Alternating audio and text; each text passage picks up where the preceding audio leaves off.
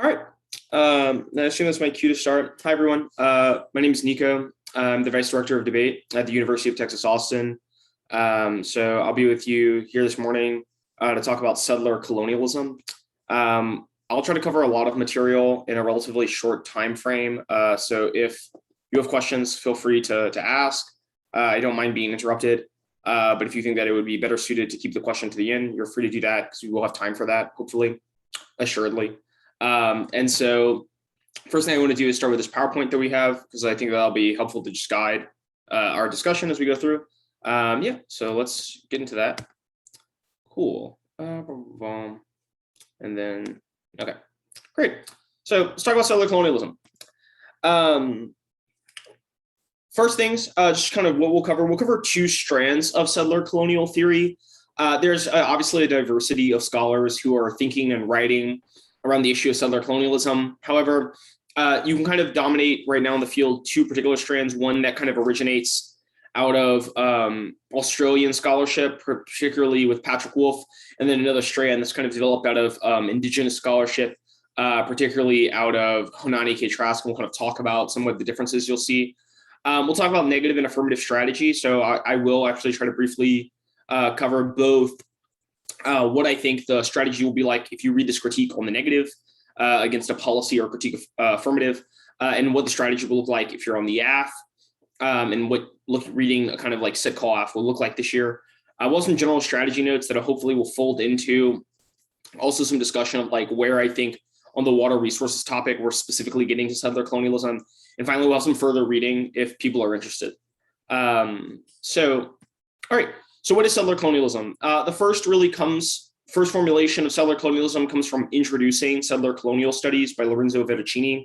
It's a 2011 article where Veracini is essentially trying to make the argument that as colonialism has traditionally been understood is a distinct form of violence and structure of power than settler colonialism.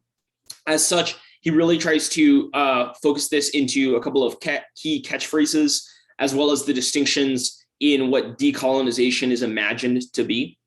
So in this form, he names first extractive colonialism. And he says that extractive colonialism is really summed up in this slogan, "You work for me." The settler looks at the native to say, "You work for me."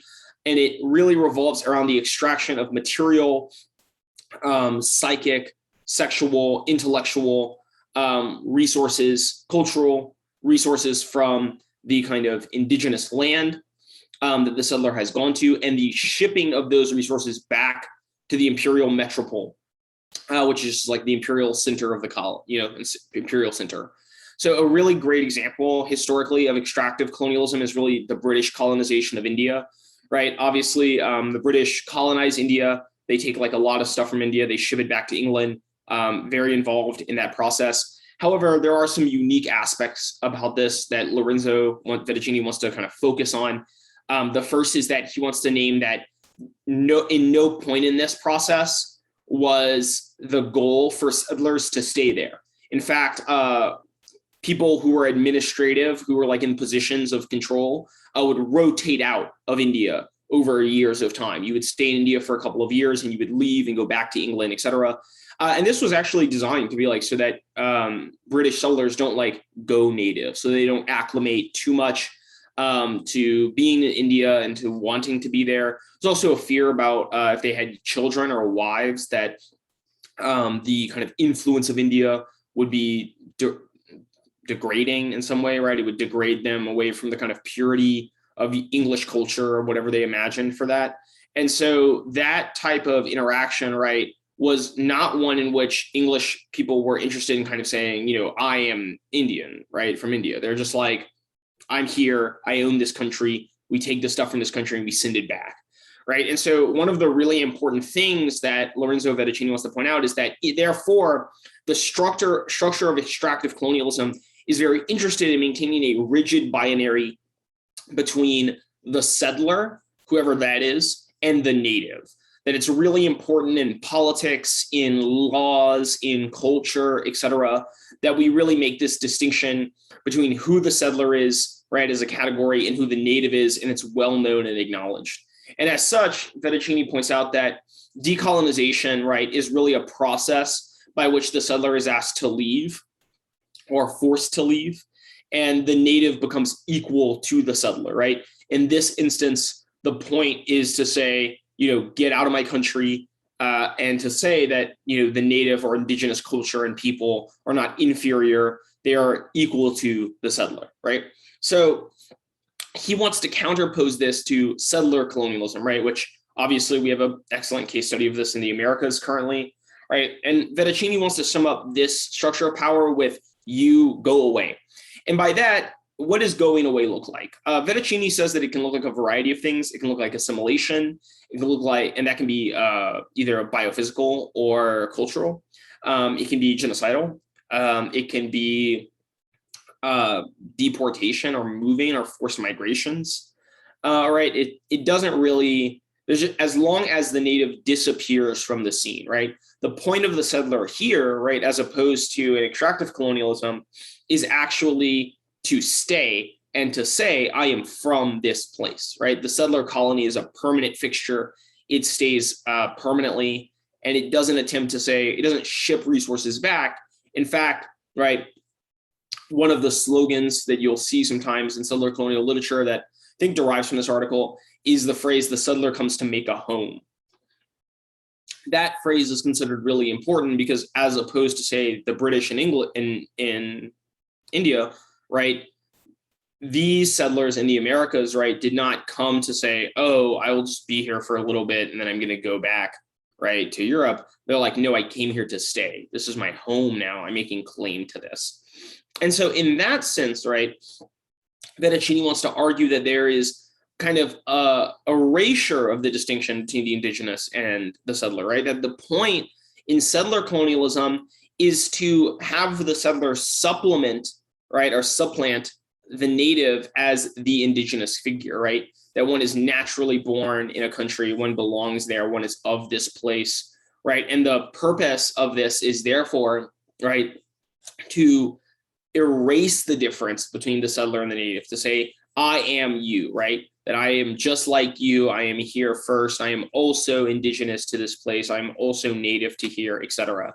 And, and we see that reflected in discourse. People like, I'm a native born Texan. I'm a native born Philadelphian, right? I'm native from some city, right? Those type of arguments, right, or moments are meant to, or rhetorical posturings are meant to say, I am from this place. I am just like, the native, right? Which doesn't really factor in as something we think or say, I think, so much when we say those phrases, but it's implicit in why we say them, right? Those is to say, I'm making a claim to belonging, right? And so Vettuccini kind of counterposes this and says, well, what is settler decolonization then, right? Because in some sense, right, the classical thing where we say, well, the native and the settler will be equal, it doesn't really work out because that's kind of in line with settler decolonization. Or settler colonization, right? Because we want the native and the settler to be the same. It doesn't necessarily work out to maybe just leave, especially if there's a massive population, right? Like logistically, if one were to ask in the Americas, like non-indigenous people should leave, right? This is like a not feasible or like thinkable political goal. And it's also not one that would really make a lot of sense. Like there are several people that just like don't even know where they're from, where they would go, et cetera, right? And so, and this is kind of problematized because for Vettuccini, he wants to point out that there has never really been a time where settler decolonization has occurred. No settler colony has ever ended, is his argument. One could argue that the Algerian Revolution is an example of settler decolonization, but I don't really think that's true. The indigenous population of Algiers is just like massively outnumbered settler colonists from France. And so it wasn't necessarily the same that we see in places like South Africa, New Zealand, Australia, Israel, Palestine, the United States, Canada, really the Western hemisphere. And so that type of question or debate goes on. So this is one kind of strand that you'll hear a lot of references to. The second really comes from Hunane K. Trask in From a Native Daughter, and it's what I'll kind of be using as the main reference throughout all of this. So Trask has this little paragraph, I think it's really a summation of her work, right? She wants to say a settler society is a society in which indigenous culture and people have been murdered, suppressed, or marginalized for the benefit of settlers. Indeed, for indigenous peoples, civil society is itself a creation of settler colonies. By definition, conquest is an extermination, not a recognition of Aboriginal peoples and their familial relationship with the earth.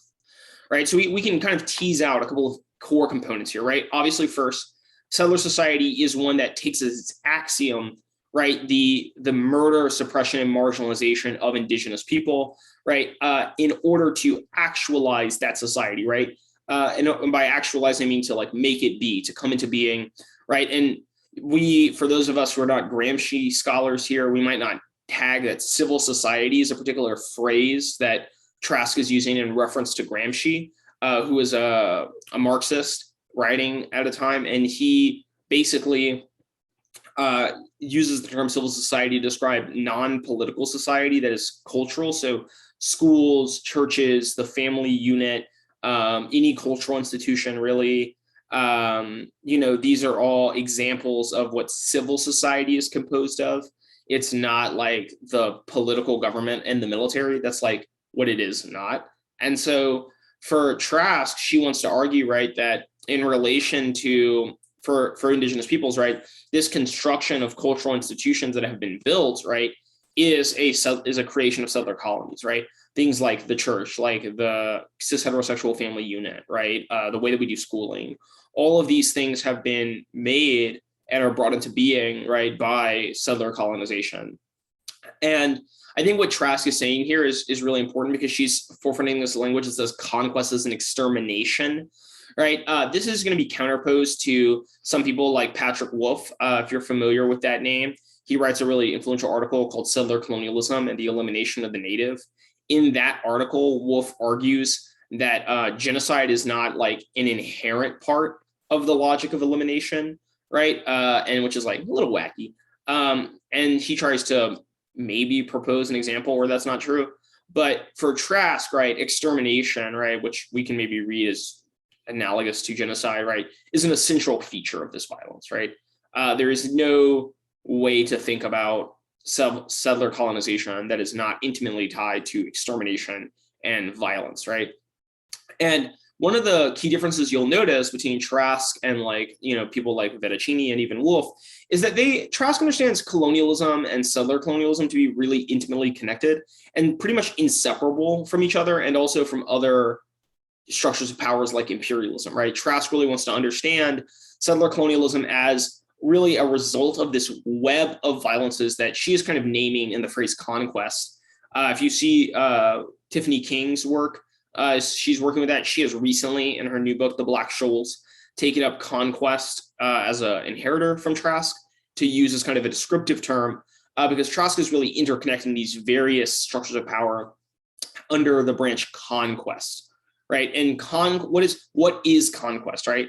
Conquest, right, for Trask is really the kind of self-actualization of the settler, right? It is the way in which the settler brings itself into being, right? And brings into being its world, right? Like the current iteration of the world that we live in, right, is one that is a direct result of this conquest, right? And Trask wants to argue that as a result, that world maintains core and essential features of the violences of conquest, right? Some of which in this instance include, right, the murder, suppression, and marginalization of Native peoples, right? But also include a variety of violences. In her book, Trask will outline things like nuclear conflict, right? Ecological devastation, right? In general, the destruction of like civil rights for other marginalized groups, the violence against women, etc. She understands this to be essential aspects of kind of structure of conquest that has been initiated, right, by settler colonization. And so she is making essentially an ontological claim, right, which we'll kind of get into what ontology means exactly. She's making an ontological claim to say that civil society, right, in some sense, the world, right, is the result of this conquest. And as such, it is not only a result of it, but it maintains conquest as an essential feature of its existence, right? And so as a result of that, we have a lot of difficulty moving beyond some of these violences. And in Trask's mind, along with several other writers, if we do not begin by undoing, right, or ending conquest, something that is still happening, right? Conquest is still happening, that we cannot end these other things that we care about, right? Things like, solving climate change, denuclearization, de-escalating conflict, etc. Right? So this is, I think, a good definition of settler colonialism, and the reason I think it's preferable to Vetticini's is that it subsumes a lot of the.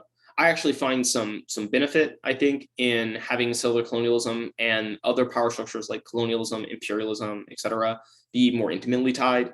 I think from a debate perspective, it's helpful. It allows you to draw from a wider set of links, but also in particular, it allows you to make some claims about warfare and climate change from a more broader perspective of how militaries operate and what is the function and purpose of conquest, and how, right, that conquest, as other authors have pointed out, has really been made possible through the extermination of Indians, right, in the Americas. This is like a big part of that process. So let's get into some key terms we're going to see. So first, we're going to see this term ontology. And so what does ontology mean, right? So for those of you who might be familiar with any other sort of critique, maybe like Deleuze or Heidegger or something like that, or even if you're just familiar with like classical kind of discussions about ontology, that is what we might call metaphysical ontology. So it's an ontology of like the world or being, right? What does it mean to be? How do molecules operate? How do rocks be? What does it mean to exist? What are real things, right? Like materialism, right, as we kind of know it from Marx, right, is an ontological thesis, right, that the world is purely material, right, and that even things that seem non-material are the result of material formations, right, and so that type of ontological thesis is not really what's being discussed when you hear people say ontology in debates like settler colonialism or even Afro-pessimism. What those scholars are talking about is something we would call political ontology. So political ontology is really asking us to investigate what is the nature of the political, right? So what constitutes politics, right? And that kind of seems like a broad question, I think, but it's more I think it makes a lot of sense when we think about it, that what is politics, right? It comes from the word polis, right? Which is the word for city, I think, in Greek, right? And so that language is that politics is really about how to govern society, right? It's really the art of governing and maintaining society, right? How does one rule, right? This is why people like Plato, right, wrote extensively about like how to rule, how to govern a town, right? And so these kind of discussions about what constitutes politics, right? What is the city? What is society? How does society operate, right? And who gets counted as part of that? What are people's possible orientations, capacities, etc., in that society, right? So when we say something like, civil society is a creation of settler colonies, what we're really saying is a function of civil society, right, of our political world, right, is one in which, right, settler colonization is an essential feature and one that is constantly repeated over and over again. And that will not change absent, right, an ending of settler colonization, an ending of conquest, right? So this is distinct because it's not like this ontology is not baked in. It doesn't have to be this way. But the argument by Trask and others essentially is that the extent by which settler colonization has encoded itself, not only, mind you, right, in our cultural institutions, but in our scientific discourses, in our philosophical discourses about metaphysics, in our, or relationships to each other and how we, think and feel, literally the way that we frame emotion, the way that we frame romantic interests and families, et cetera. All of these things are so baked in that to undo it, right, would be a kind of a cataclysmic, it would be a truly apocalyptic event, right, that would require a kind of scouring clean, right, of what had happened in order to change that. Now, of course, that's impossible, right? And so there is a lot of writers who are kind of asking, what does it mean to stay with the messiness of decolonization, and the acceptance of decolonization is a messy process. It's an uneven process, right? And really are arguing that decolonization is not a return to, but it is a move towards, right, the future. It is a move towards an otherwise, right? And the crafting and maintaining of that otherwise is the ongoing project of decolonization, right? Which is intimately related, of course, to ontology. So now we have sovereignty, which is a term you'll see in a lot of these critiques. There's a lot of conflicting definitions about what sovereignty means. Mostly it's understood in Westphalian terms of government to government relationships, which generally just means the Cherokee Nation is like a government, the United States federal government is a government, and they should operate as if they are like mutual governments in the same way that you wouldn't be like the United States can just like do anything it wants in Canada, it can pass laws that affect Canada, right? Like that obviously can't happen. It's not the jurisdiction of the federal government. For a lot of people, that's basically what they mean by sovereignty. They just mean like it is not right, and that the United States government does not have the right to just like do and pass laws on native land. And so the affirmation of sovereignty is one that allows native people to kind of govern themselves. Alternatively, in Latin America, you kind of see this usage of it to mean autonomy, which is, and often takes a different name. They'll call it autonomia, right? Which generally is more anarchist in nature and has really plays with the idea that indigenous communities, their sovereignty is really just being able to live independently, do not require intervention from the state in any way, shape, or form, and that the state does not intervene on them, does not, that they have the capacity to organize themselves in whatever ways they want, right? The Zapatistas really rely on this thesis of autonomy, right, to think about that. So it has been complicated as of late. There are more radical takes on it. One is like decommoditization. Some people will say sovereignty really means like a ending of the process of government and the ownership of land. Some people think of sovereignty as like the right to being. It's like a kind of argument about indigenous people have the right to exist in the way they want to exist, and that includes like cultural heritage, etc. Right.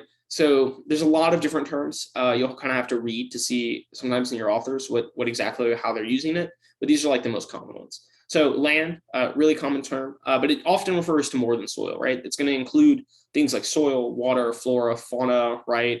Meteorological phenomena, the cosmos, spiritual beings, right? Because land, place, right, is really nothing more than a set of relationships, right? That's what land is. It's just a set of relationships, right? The relationships between soil and plants and all of these other things, animals, like I said, right? Meteorological phenomena, all of these things interact. And is there interactions that compose the very being of land, right? And so it encompasses all of these things. So, when we're thinking about land theft and land grabbing this year, we should obviously know that inevitably includes water, right? It includes water, it includes bodies of water, and it includes rivers, streams. For those of you who think oceans are topical, it includes oceans. Land is a set of spiritual and cosmological relationships that indigenous people that we have, a relationship to. And so some other terms, genocide. The term doesn't really exist prior to 1944, and so it's not used in a lot of literature to first think about Native American genocide when it's really happening. Right? It's actually kind of first made in a response to what Turkey was doing to Armenia. That's like where genocide comes from originally, right? And the author of the term is applying that to think about the Holocaust. And so these situations of genocide, right, which is really the genocide of between ethnic groups, it's kind of distinct from Native American genocide, which is racially inscribed, right? The point is not just like we hate Cherokees. It's not like we hate Arapahoes, right?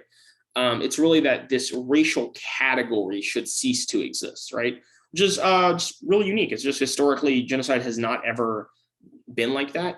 And as such, right, that kind of violence changes as a result, right? We'll say that genocides in some sense have always happened, right? And they've been happening, they continue to happen.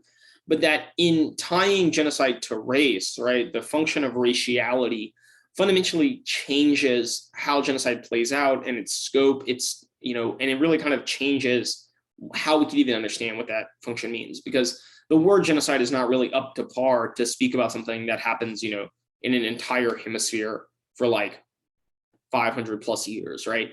That type of violence is not really something that a genocide could think of, right? Like, how does one think about like the temporality of genocide is something that would be difficult to apply there. And so as such, right, most of the time when scholars are using genocide to describe Native American genocide, it's just like kind of the word at hand. It's the best word possible, but it's not really necessarily being used in the same way that other people will use the word genocide to talk about like Armenia or, Hutus and Tutsis or various type of genocides throughout history. So who is the native? It's an important question, right? A lot of debate about this over the course of, a ton of literature. I'll tell you personally, I think that the native is largely a racial category, or it's meant to be a racial category. And it's one that's inscribed along lines of raciality, right? And this is something that will be counterposed to like the indigenous, right? Because the indigeneity, right, is really an ethnic category, right? It's a cultural belonging to a group and cultural, recognition. And so someone could very well be indigenous, right, and not be native, right? And we see that in a sense that where we see a lot of white people who are Cherokee, right? Those people are absolutely white. They're just also Cherokee. That's fine. That's just what they are. And so it's distinct though, right? Because they are not racially native. They're because race, if we remember, right, if we're aware, right, is like a social construct, right? We all probably have heard that buzzword phrase. And as a result, right, it's possible to understand that it is ascribed to certain bodies by the social, right? So if one does not look like the race, one is not made that race, right? And so it's distinct from the native insofar as like a cultural ethnic category, whereas the native is more of a racial category. For a lot of the writings that we see, there is some distinction, like Patrick Wolfe and Vettuccini will kind of think that indigenous and native are simultaneously the same, and tend to view settler colonialism as operating on the bodies of the indigenous. Some people like Konanaki Trask and others understand there's a fundamental racial component to that. And so there might be some more messiness in their theory about like who exactly faces that violence, right? And do indigenous people face the violence they face because of indigeneity's proximity to racialized bodies more than indigeneity itself, right? Which is clearly something that settlers want and don't find threatening, right? Because they want to be indigenous, right? They want to be able to claim that. And we see that all the time. In the relation to the way settlers take up native culture, dream catchers in cars, right? Aztec print tees, a lot of people wearing headdresses and stuff like that. And people really get it. And even now, right, with the kind of new age mysticism stuff, we see a lot of people getting into stuff like peyote, ayahuasca, indigenous spirituality is taken up, even oftentimes unknowingly, or even like without any thought in mind that, it's indigenous. And so none of those things are fundamentally threatening to white or settler being. But so we might make a distinction there. What is the settler? Obviously, it's a historical category. There are people who settled, right, in the United States and globally. We might think of those people, right? Hananeke Trask and others like Joanne Barker were to move away from the term settler. They think it sounds too nice, basically. And so they'll stick with terms like murderer or imperialist or colonizer, which are, I think, good and fine terms to stick with. But there's also kind of this ontological category, right? And we don't really think about that, but like, for example, Europe, right, its current population size is the result of settler colonization of the Americas, because crops in the Americas were exported to Europe, and that's what allowed it to gain like massive size. But it's also what allowed Europe to weather several famines it was going through at the time.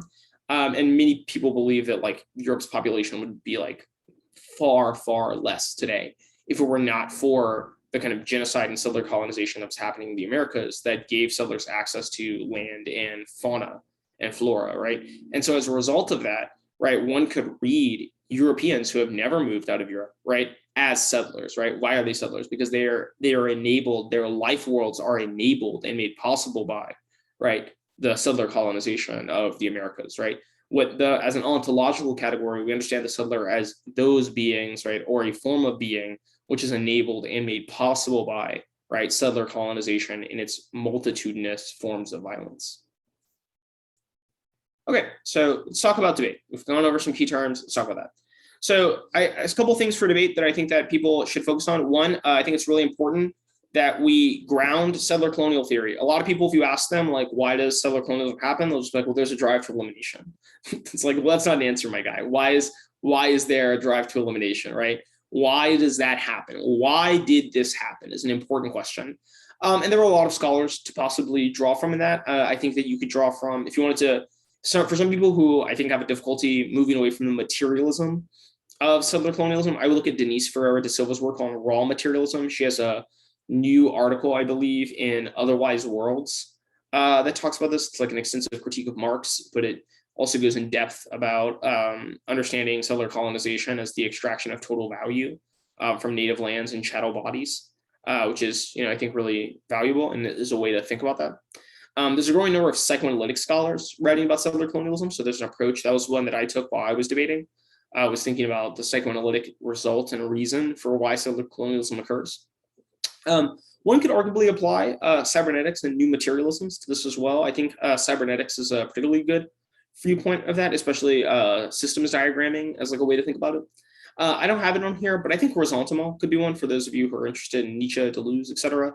Certainly a way to understand the human itself as a ressentiment formation, which is, I mean, well grounded in Nietzsche's work, right? That man itself is a ressentiment creature, right? Fully all the way through. And so there's a reading probably of Nietzsche and maybe Winter to really consider that, that viewpoint. And so I think it's really important because this gives you two things. One allows you to diversify your set of arguments, make new and interesting link arguments, explanations for how the world works. And it gives some grounding to your explanations of how the world works. You don't just say, well, it happens because settler society does this. You're like, well, settler society does this because of, it is what settler colonization is, right, is the result of a set of material processes, that are continuing in this way or that, because settler colonization is a cybernetic system, right, that is self-regulating, right, and maintaining itself. What settler colonialism is a ressentiment reaction on the part of the human writ large, right, or the human itself is a creation of numerous bodies engaged in ressentiment, right, that lash out, constantly against suffering, and have embodied and who view, right, Black or Native people as the embodiments of suffering, right? So these are just like various ways that you can do that. And I think that allows you to get into like new interesting stuff around either making psychoanalytic critiques of the AF, right? Allows you to make arguments like, about materialism and things like that. So it's also worth knowing that the strongest version of the critique doesn't claim to solve settler colonialism. I think that's a lot for the alt to have to do. I think the best argument always is reject the AF. The point of the critique is to demonstrate that the AF cannot solve as a result of the society it is in and its failure to address settler colonialism, and that this engagement of the affirmative makes things a little bit worse, and that's a sufficient reason to reject the AF since it doesn't solve and it makes things worse, which is a reason to refer this quote. So it's also important to remember that settler colonial studies is distinct from critical indigenous studies. And as such, critiques based on indigenous epistemologies, cosmologies, or politics are not the same thing. So if you see people who are like, it has something to do with like the way Indians think about water, that's not really what settler colonialism is getting at. Or stuff that's like about indigenous cosmologies isn't really getting that. These arguments can be incorporated, but they do place a kind of different burden of proof, or it will change the function of the critique. Like in some sense, I think once you start getting epistemologies and cosmologies in there, you're really doing an epistemic critique more than an ontological one of the AF. And as such, that just has a different kind of alternative. It's like a different method to engage. The moment that you start making arguments about indigenous politics, you get wedded to a different set of frames of questions. So I think it's important to think about that. So for negative strategy against policy AFs, it's important to remember that almost everything links. Whether your focus is land or genocide, settler colonialism has really structured the modern world, especially if you're thinking about Trask's argument that folds that into things like colonialism and imperialism. Most of your links will be to the framework of the AF. I'm of the opinion that most critiques, like in their best form, are nothing but criticisms of the framework of the AF, though I know a lot of people like to read links to plan implementation, which I think makes it more difficult to win K framework, but is an option. However, I think that most of these links here would be to the way the affirmative theorizes about the world, thinks about it, approaches it, etc. The impacts can be pretty variable. I think there's a classical ethics ontology impact that's just like settler colonialism is really bad. And it just means that things can't be solved as a result of its existence. However, there are now cards that are like really specific. You want to be like settler colonialism is what causes nukes, or settler colonialism is the root cause of climate change. And I think there's like especially the climate change cards are really good, I think, on these arguments. The alternative is pretty simple enough. I think I would highly recommend reject the AF. However, obviously land back or decolonization are alternatives that are viable. They just put you kind of in a harder position. Like what exactly does that look like? How is it done? Do you get to fiat that, et cetera, et cetera? That just puts you into stronger questions or harder questions. It's also possible if the AF wins that the plan kind of does something good, that they're like, we'll just like do the AF as decolonization, like if some people have seen these like ban fracking AFs that are out there or whatever, like ban polluting or whatever, some people will be like, well, decolonization obviously would stop polluting, so like, so The strongest arguments will be composed of you winning that the F doesn't solve, makes things a little bit worse. Already talked about that, so let's move on. So against the K debates, almost everything links. It's a questionable strategy against anti-blackness critiques and set call critiques. There is new work coming to the fore against anti-blackness affirmatives, but the field of Black studies is pretty diverse. So if you're gonna want to read the set call critique against anti-blackness apps, it's definitely not like Black people are settlers and you link because that's racist and bad and not something that I would throw out there. But I would probably make the argument that the question is like, does the AF, in attempting to reject anti-blackness, unwillingly participate in settler colonialism, which as a result turns the AF, right? And that can be done in a variety of ways. There are ways in which like new work has come out that's like Winter's work, especially in Jamaica, kind of disappears the native. There's some arguments that Afro-pessimism is like unable to think about land, and that kind of perpetuates a lot of anti-Indigenous violences, et cetera. So there are moments there where you can really build into that. I guess people reading a set call AF, you will be looking for like specific things people tend to argue for. So someone's like land back, sovereignty, treaties, nationhood, just humanism kind of generally. You'll be reading links to those and being like, it turns out in your attempt to reject settler colonialism, you like maintain settler colonialism. That's rough, means you don't solve, da, da, da. It's like 90% link debate. So you're basically just running link terms to the AF, like some alt that's like reject the AF. Most postmodern critiques and other identity critiques link, I think, and there's like substantial evidence to be like things like queer studies, disability studies, gender and sexuality studies, Baudrillard, Bataille, Deleuze, et cetera, the whole mix, are all engaged in various settler colonial projects, and that it's like a problem for their work. And I think that's something that you should be able to find. Basically, you say the impact turns case. Your argument's going to basically be that showing their attempt to challenge whatever ends up capitulating to humanism and or conquest and form. And as such, it reinstantiates settler colonialism, which as the ontological basis for society recreates their harms, right? So something along the lines of being like, the plantation exists as a kind of spatial project of the settler colony. As such, right, our reparticipation in settler colonization recapitulates to the projects of plantocracy, right, like plantation controlled world plantocracy. The settler colonization kind of relies on to some extent. And as such, all right, anti-blackness is recreated in the AF. Likewise, right, about gender sexuality, things that's saying like settler colonization is really what institutes the most violent and virulent forms of patriarchy globally, right? If we don't challenge that, or we capitulate to it, we give into it, we fail to really get out of it, things like cis heterosexual violence will continue to be maintained, right? And, we don't really solve. So the alternative is the same for policy debates. The best argument, right, essentially just that the AF's advocacies ideologically or materially capitulates to humanism / conquest, and as such, it recreates the harms of the 1AC. Here's some quick 2AC stuff. I think that's important to have. So 2AC framework, I think you should just have a counter framework for the debate. Don't let them weigh the AF. Never let the AF weigh the AF if you can. For affirmative does a good thing. So almost never does. The world's very complicated. Who's it good for? For fatalism dissad, if you win ontology, you should be fine. For the reformism debate, you really need to win history. That's just how you push back against that. We only need to win one example is a bad argument, but you will lose to it. So you need to have a reason why there appears to be change. There are a lot of good articles out there for that. So just look into it. So affirmative strategy, I think you should defend the dissad to increasing production of water resources. I don't think you need to defend the dissad of the US government doing that, but I think you should defend that. It's going to be closer to critical indigenous studies AF, so you'll likely rely on indigenous epistemologies, indigenous cosmologies, indigenous politics as the frame. I think if I were to write a KF for a set call on this topic, I'd probably do some combination of indigenous materialisms and indigenous anarchism to build the AF. And so I also think your 1AC should be some combination of fiat plus in-round / methodological benefits of reading the 1AC.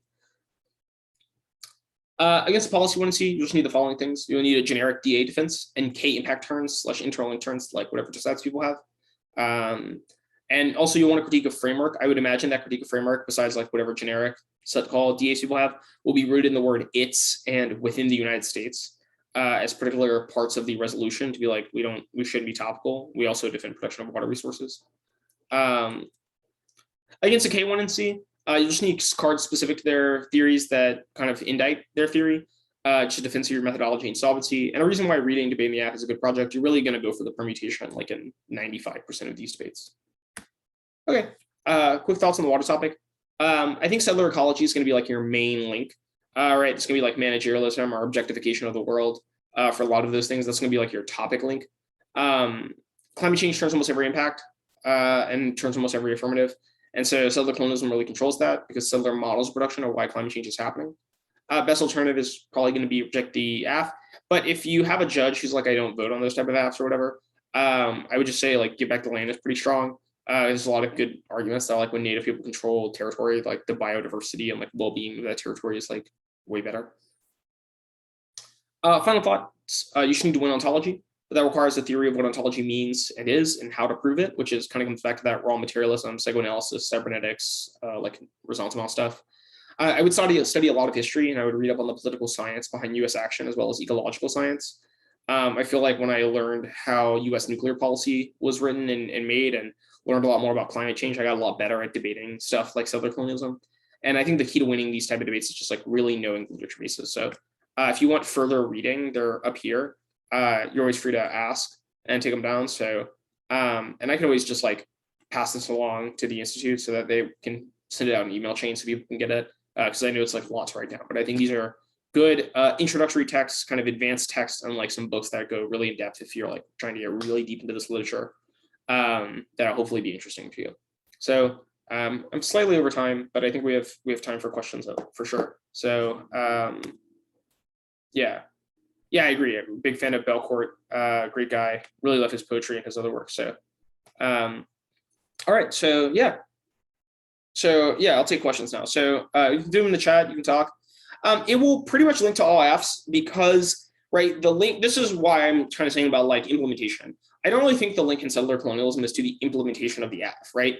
It is rather to the way in which the AF conceives of how problems operate and how it goes about thinking about solving those problems, right? So like is banning fracking good? Yeah, obviously, right? But does the affirmative, right, view the problem with climate change as a result of like policy issues, right? Is it not understanding that some of the violences it wants to solve are the result of larger systems of power, you know, and does that cause us to kind of waste our time, or meaning that this type of violence they want to solve will be recapitulated or remade in a new form, right, et cetera, et cetera. So I think it links to pretty much all AFs.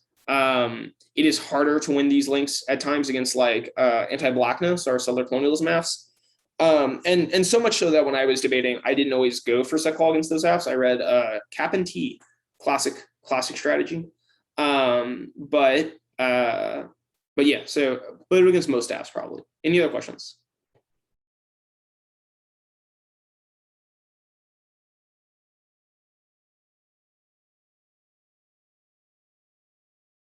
I actually have a question for you, Nico. Sure.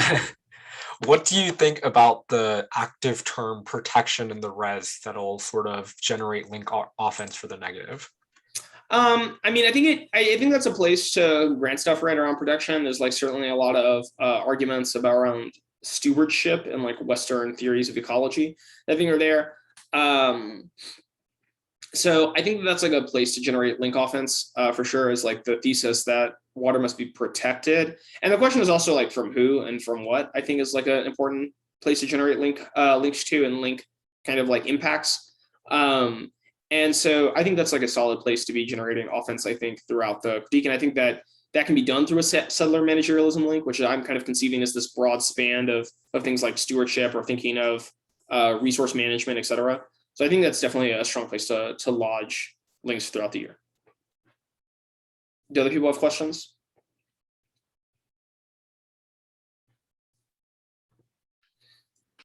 So great question about what's the best way to explain a decolonization alt. So one, I would probably, if I were you, I would cut decolonization mean give back the land. Like I do land back probably, because I think that's what gives you kind of two levels. If you are like, I'm just going to fiat land back, cool, then that's your answer, right? Like literally just like Native people regain control of territory. However, right, it's important to understand that regaining of control is not proprietary. It's not like Native people are like, we want to own land, right? But is rather saying that the way that we relate to land, right, will change fundamentally, and that it will no longer be within the right of kind of settlers to dictate how land should be used and operated upon.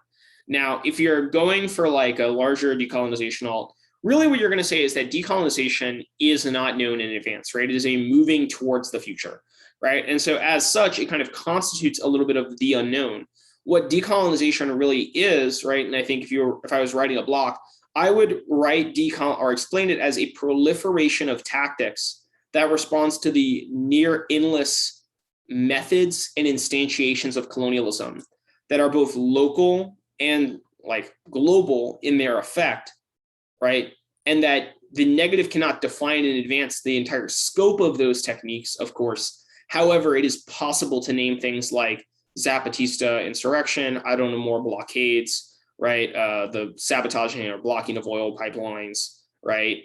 The like, disruption of various like legal proceedings, et cetera, as moments of decolonization. However, the total project of ending colonization is obviously broader than those things and will include more than them. So I think if we were just going for the decolonization, short answer is it's a lot of stuff, and the negative can list some of those things, but because colonization is multifarious, it will require various ways to challenge it that obviously cannot be defined in advance. Other questions that people have?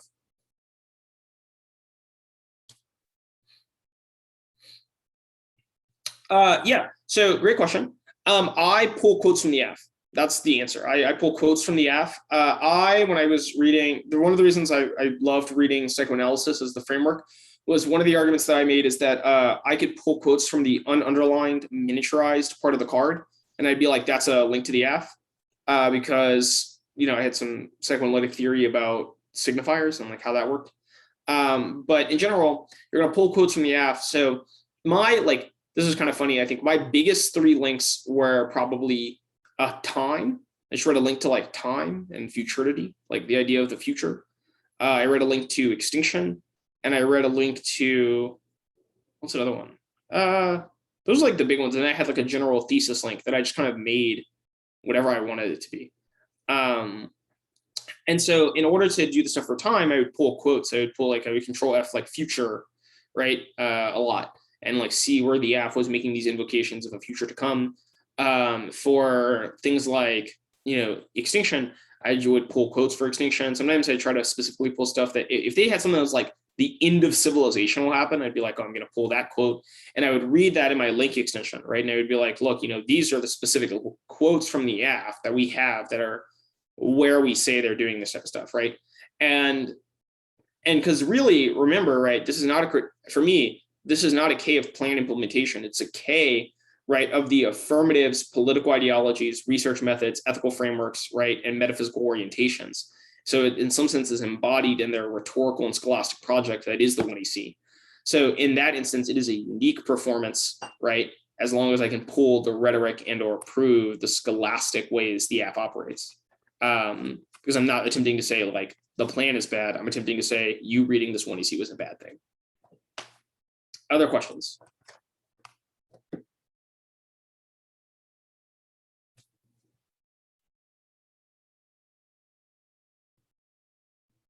I have a question in the meantime. How do you feel about the alt solvency on this topic, given that a lot of the asks are like ban fracking, like marine protected areas, and a lot of the negative evidence says that indigenous ecologies and lifeways sort of are more sustainable than the way the affirmative has sort of conceptualized them?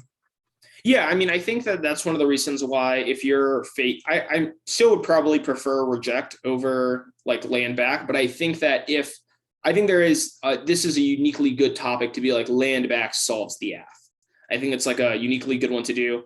It's also land back is, I think, better that I would also counsel people to do land back over decolonization, again, because it's like more specific, but also it's like harder to perm. It's easier to say like ending fracking is like decolonization.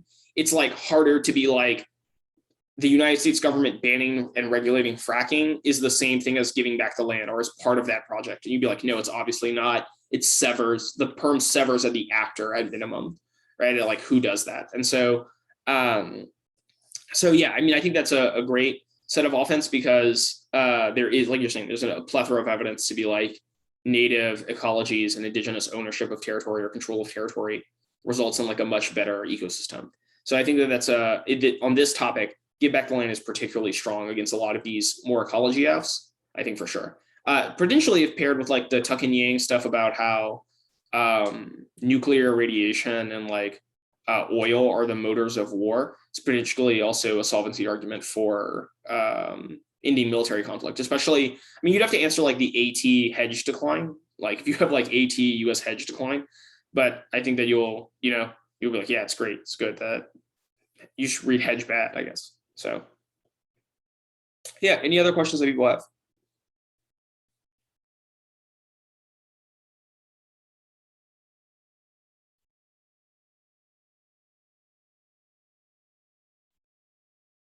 All right.